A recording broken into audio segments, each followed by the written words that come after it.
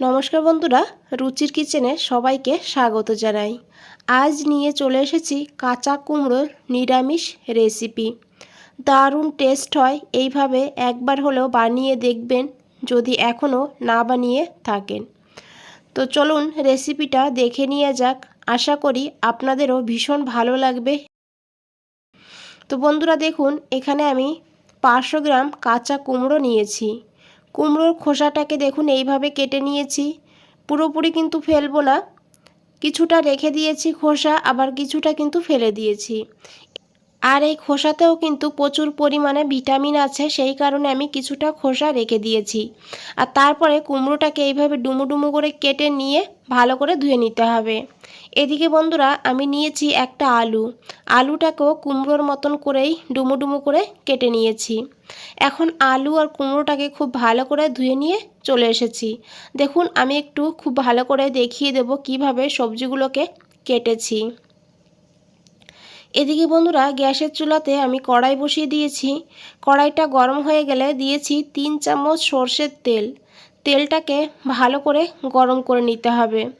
তারপরে দিয়েছি এখানে হাফ চামচ পাঁচফোড়ন, আর দিয়েছি গোটা গরম মশলা, দুটো এলাচ, একটু দারচিনি আর দুটো লবঙ্গ। আর তারপরে নিয়েছি একটা শুকনো লঙ্কা, একটা তেজপাতা।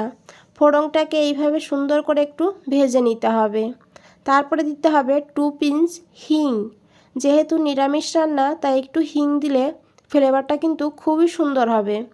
তারপরে দিয়েছি এখানে কেটে রাখা আলু আর কুমড়ো।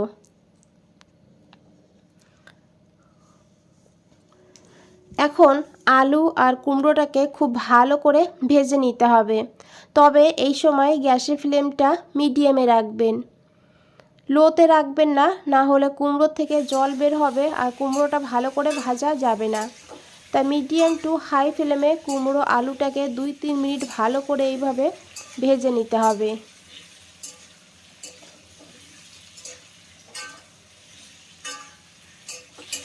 তো দেখুন বন্ধুরা, কুমড়ো আর আলুটা ভাজা হয়ে গিয়েছে, হালকা হালকা কিন্তু এর উপরে ভাজার একটা দাগ হয়ে গিয়েছে।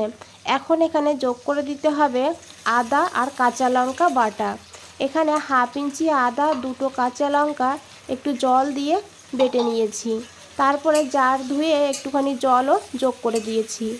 এখন এই আদা আর কাঁচা লঙ্কাটাকেও খুব ভালো করে কষিয়ে নিতে হবে, যাতে আদার কাঁচা গন্ধটা চলে যায়। এদিকে বন্ধুরা আমি নিয়েছি ডাল। এই চামচের 3 চামচ ছোলার ডাল নিয়েছি। 2 ঘন্টা আগে ভালো করে ধুয়ে ভিজিয়ে রেখেছিলাম। এখন ডালটাকে আধ ভাঙা করে নিতে হবে। তার জন্য এখানে আমি মিক্সচার গ্রাইন্ডারে নিয়ে নিয়েছি, আর এইভাবে আমি একটুখানি জলও দিয়ে দিয়েছি। তো দেখুন বন্ধুরা, এইভাবে ডালটাকে আধ ভাঙা করতে হবে। এইভাবে ডালটাকে ভেঙে রান্না করলে ডালের টেস্টটা খুব ভালো হবে। তো এইভাবে আপনারা শিলেও কিন্তু বেটে নিতে পারেন। তো দেখুন এদিকে আমি ভালো করে এই সবজি আর আদাটাকে কষিয়ে নিয়েছি। এখন এর মধ্যে দিয়ে দিতে হবে বেটে রাখা ডাল, আর জার ধুয়ে অল্প করে জলও যোগ করে দিয়েছি।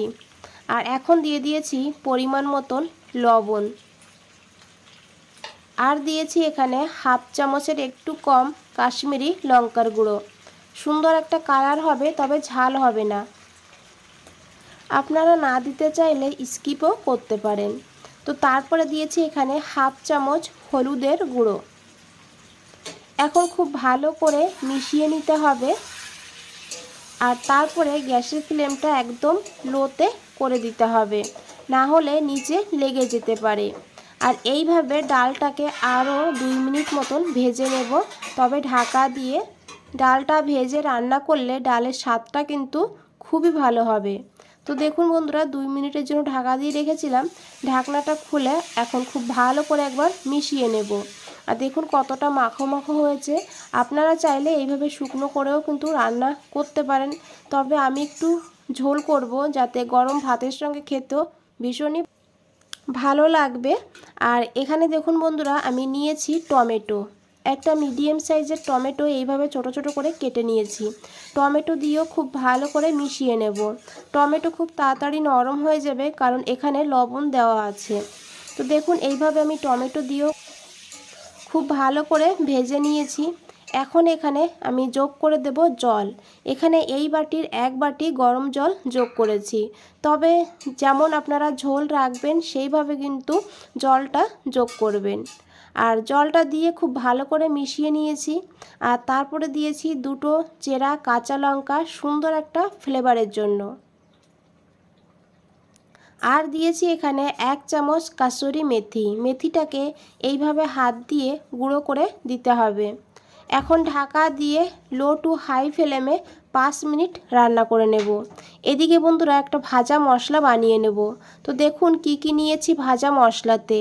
1/2 চামচ গোটা জিরা, 1/2 চামচ গোটা ধনিয়া, তেজপাতা, শুকনো লঙ্কা, গোটা গরম মশলা আর নিয়েছি এখানে গোলমরিচ। গ্যাসের ফ্লেমটা লোতে রেখে এই মশলাটাকে ভেজে নিতে হবে 15 থেকে 20 সেকেন্ড মতন। তারপরে গ্যাসের ফ্লেমটা বন্ধ করে দিতে হবে। আর তারপরে দিতে হবে রাঁধুনি। এখানে 1/2 চামচ মতন রাঁধুনি নিয়েছি। রাঁধুনিটা আগে দিলে তাহলে কিন্তু রাঁধুনিটা পুড়ে যেত।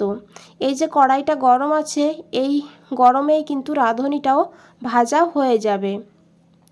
এখন এই মশলাটাকে নামিয়ে নিতে হবে, তারপরে গুঁড়ো করে নিতে হবে। দেখুন এইভাবে আমি পাউডার বানিয়ে নিয়েছি। তবে এই মশলাটাকে ঢেকে রাখতে হবে, না হলে এর ফ্লেভারটা কিন্তু উড়ে যাবে। তো এদিকে দেখুন 5 মিনিট হয়ে গিয়েছে বন্ধুরা। আমি ঢাকনাটা সরিয়ে নিয়েছি। এখন খুব ভালো করে মিশিয়ে নিয়েছি। আর দেখুন কতটা সুন্দর কালার হয়েছে। আর কুমড়ো আলু খুব ভালোভাবে এখানে সিদ্ধ হয়ে গিয়েছে। তো এখন খুব ভালো করে মিশিয়ে নিয়ে দিয়ে দিয়েছি এখানে কয়েক দানা চিনি। এই নিরামিষ কুমড়োর তরকারিতে একটু চিনি দিলে খেতে কিন্তু খুব ভালো হয়। তারপরে দিয়েছি ভাজা মশলা। ভাজা মশলাটাকে দিয়ে খুব ভালো করে মিশিয়ে নিতে হবে। এখন আর ঢাকা দেওয়ার দরকার নেই। এইভাবেই লো ফ্লেমে 2 মিনিট রান্না করে নিতে হবে, যাতে ভাজা মশলার ফ্লেভারটা খুব ভালোভাবে এই সবজির মধ্যে মিশে যায়। তো দেখুন 2 মিনিট আমি এইভাবেই রান্না করে নিয়েছি। আর তেজপাতাটা এখন তুলে ফেলে দিয়েছি একটু ধনেপাতা কুচি, আর দিয়েছি 1 চামচ ঘি। নিরামিষ রান্নাতে একটু ঘি দিলে তার স্বাদটা কিন্তু ভীষণই ভালো হয়। তারপরে খুব ভালো করে মিশিয়ে গ্যাসের ফ্লেমটা অফ করে দিয়েছি। আর 5 মিনিটের জন্য স্ট্যান্ডিং টাইমে রেখে দিয়েছি। বন্ধুরা, রেসিপিটা ভালো লাগলে অবশ্যই লাইক করবেন, শেয়ার করবেন যতটা পারেন, আর চ্যানেলটাকে সাবস্ক্রাইব করে পাশে থাকবেন।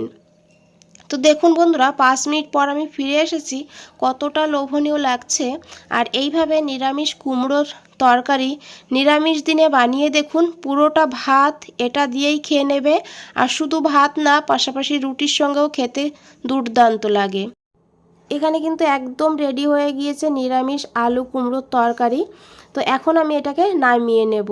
বন্ধুরা, রেসিপিটা ভালো লাগলে আবারও বলছি লাইক করে দেবেন, শেয়ার করবেন আর কমেন্ট করে জানাবেন।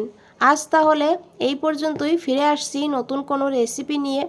ভালো থাকবেন, সুস্থ থাকবেন। সবাইকে অনেক অনেক ধন্যবাদ এত সময় রেসিপিটা ধৈর্য ধরে দেখার জন্য।